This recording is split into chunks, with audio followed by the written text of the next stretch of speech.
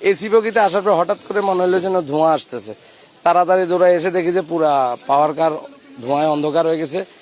পরে আমরা পিছনে গার্ড সাহেবকে ফোন দিয়ে বলছি যে ড্রাইভারকে বলার জন্য যে গাড়ি দাঁড় করাইতে, গাড়িতে মনে হচ্ছে যে না আগুন লাগছে, গাড়ি দাঁড় করাইছে। পরে আমরা নেমে দেখি যে এই অবস্থা। এখানে সকালে ফার্স্ট টাইম আমরা ডাক দিছি ঘুমুর থেকে, বলতেছে আগুন ধরছে।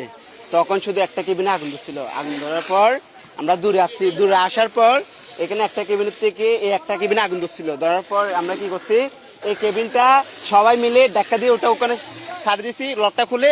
আর একটা কেবিন এখানে ছিল, ওটা ইঞ্জিন লাগানো ছিল, তো ওটা ইঞ্জিনের সবকিছু খুলে ওখানে পাট করে আলাদা করে দিছি।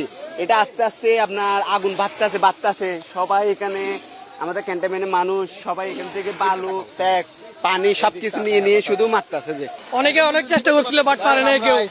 লাস্ট পর্যন্ত এখান থেকে বিমা থেকে পানি আনার ক্যান্টনমেন্ট থেকে পানি আনার পরে তারপর এখান থেকে চেষ্টা করছিল, তারপর ফায়ার সার্ভিস আসলো অনেকক্ষণ পরে। রেলের আগুনের মেসেজ পা আমরা দ্রুত গতিতে আসছি এখানে বাটিয়ালি। আসে দেখে এটা একটা এসি বগি এবং একটা পাওয়ার ইউনিটে আগুন উপায় লেগে আছে। সেখানে আমরা ফোম সেটিং এর সাধারণ পানি এবং এখানে হাইড্রেন দিয়ে আমরা আগুনের নিয়ন্ত্রণে আনছি। আমরা এরকম একটা পাওয়ার কাজ এবং কোচ আনতেছি চিটাগাং থেকে। আমরা 1 ঘন্টার মধ্যে ট্রেন চালাই দেবো। ওরা কাজ, হ্যাঁ, তদন্ত কমিটি আছে, ফায়ার সার্ভিস আছে, তারা দেখে।